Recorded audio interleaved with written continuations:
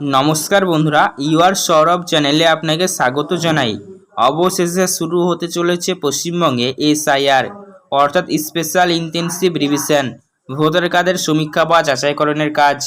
কবে থেকে পশ্চিমবঙ্গে চালু হবে? এসআইআর চালু হলে আপনি কি কি ডকুমেন্ট তখন দেখাবেন? কাদের কাদের নাম বাদ চলে যেতে পারে? সমস্ত তথ্য জানাবো আজকের ভিডিওতে।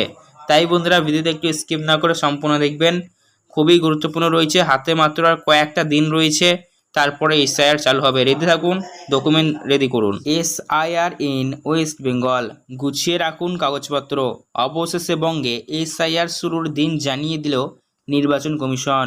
গত কয়েকদিন ধরেই জল্পনা চলছিলই যে কোনো একদিনই পশ্চিমবঙ্গে শুরু হয়ে যাবে এসআইআর।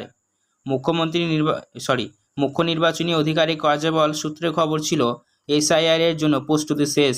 অবশেষে জানালো দিনক্ষণ, আগামী 1 নভেম্বর থেকেই বাংলায় শুরু হতে চলেছে এসআইআর। তো বন্ধুরা, অবশেষে জানিয়ে দিয়েছে election commission of India SIR জন্য প্রস্তুতি শেষ এবং আগামী 1 নভেম্বর বা 1 নভেম্বর থেকে আমাদের পশ্চিমবঙ্গে এসআইআর চালু হয়ে যাবে। খবর নির্বাচন কমিশন সূত্রের, দ্রুতই ডাকা হতে পারে সর্বদলীয় বৈঠক। সর্বদলীয় বৈঠক, ঠিক আছে।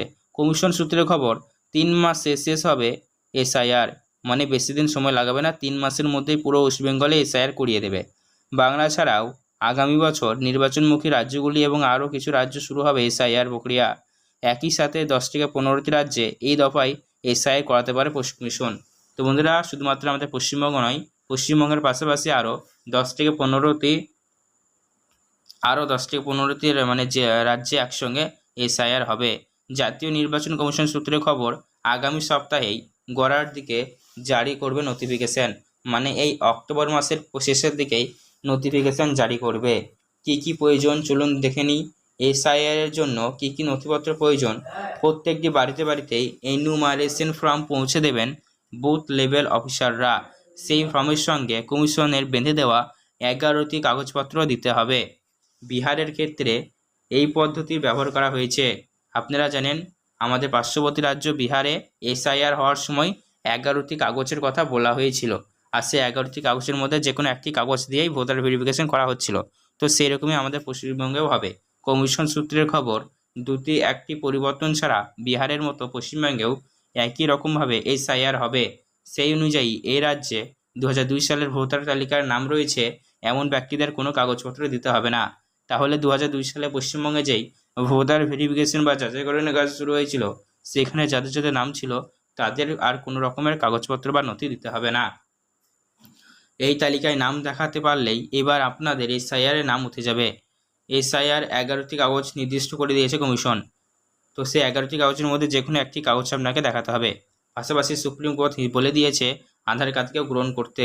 কমিশন জানিয়েছে 11টি কাগজের মধ্যে যে কোনো একটি কাগজ দিতে হবে। পাশাপাশি 2002 সালের তালিকায় বাবা অথবা মায়ের নাম প্রমাণ করতে পারলেই তালিকায় নাম হতে যাবে। তাহলে 11টি যে কাগজ বলেছে সেই 11টি কাগজের মধ্যে একটি যে কোনো, বা আপনার 2002 সালের লিস্টে বাবা মায়ের নাম থাকলে সেটি দেখালে হয়ে যাবে। তাহলে কমিশন নির্দিষ্ট যে 11টি কাগজের কথা বলা হচ্ছে, সেই 11টি কাগজ কী কী চলুন দেখে নিই। প্রথমত বলেছে কেন্দ্রীয় অথবা রাজ্য সরকারের কর্মী হিসেবে কাজ করছেন অথবা পেনশন পান এমন পরিচয়পত্র। দ্বিতীয়ত বলছে 1987 সালের 1 জুলাইয়ের আগে ব্যাংক, পোস্ট অফিস, এলআইসি, স্থানীয় প্রশাসকের দেওয়া কোনো কাগজপত্র লাগবে। 3 নম্বর বলছে জন্ম শংসাপত্র। 4 নম্বরে পাসপোর্ট বলছে। 5 নম্বরে মাধ্যমিক ও তার অধিক দেওয়া বাসস্থানপত্র। 6 নম্বরে বলছে রাজ্য সরকারের উপযুক্ত কর্তৃপক্ষের স্থানীয় শংসাপত্র, পরিবারের রেজিস্টার সার্টিফিকেট। 7 নম্বরে বলছে ফরেস্ট রাইট সার্টিফিকেট। 8 নম্বরে বলছে জাতি শংসাপত্র এবং 9 নম্বরে বলছে আপনার কোনো নাগরিকত্ব ন্যাশনাল রেজিস্টার, এবং 10 নম্বরে বলছে কোনো শিক্ষাগত শংসাপত্র। আর 11 নম্বরে বলা হচ্ছে জমি অথবা বাড়ির দলিল। এগুলো দেখালেই, যে কোনো একটি দেখালেই আপনি এসআইআর এর জন্য প্রিপারেশন নিয়ে নাম তুলে দিতে পারবেন। তো কারা এসআইআর ফর্ম পাবেন? যাদেরই ভোটার কার্ড রয়েছে, যাদেরই ভোটার লিস্টে নাম রয়েছে, তারা এসআইআর পাবেন। তো প্রথমত আপনাদের এনুমারেশন ফর্ম দেওয়া হবে। সেই ফর্মটি আপনাদের বাড়িতে পৌঁছে দেওয়া হবে। বিএলও অফিসাররা আপনাদের বাড়িতে কিন্তু পৌঁছে দেবেন, ঠিক আছে। পাশাপাশি সেই ফর্মে আপনাদের সবার নির্দিষ্ট ফর্ম হবে, সবার জন্য আলাদা আলাদা ফর্ম হবে, কারণ সেই ফর্মেই প্রায় 90% তথ্য লেখা থাকবে, যার কারণে সবার ফর্ম আলাদা হবে। সেই ফর্মটি ফিল আপ করে আপনাদের 11টি ডকুমেন্টের মধ্যে যে কোনো একটি ডকুমেন্ট বা 2002 সালের ভোটার লিস্টের জেরক্স কপি জমা করে দেবেন, তাহলে আপনার এসআইআর প্রক্রিয়াতে কিন্তু সম্পূর্ণ হয়ে যাবে। তো এসআইআর এই গুরুত্বপূর্ণ ভিডিওগুলি আমি পরবর্তীকালে চ্যানেলে প্রোভাইড করব, তাই সেই সমস্ত ভিডিওগুলি পাওয়ার জন্য অবশ্যই আপনারা আমাদের এই চ্যানেলকে সাবস্ক্রাইব করবেন বা সাবস্ক্রাইব অল করবেন। ধন্যবাদ।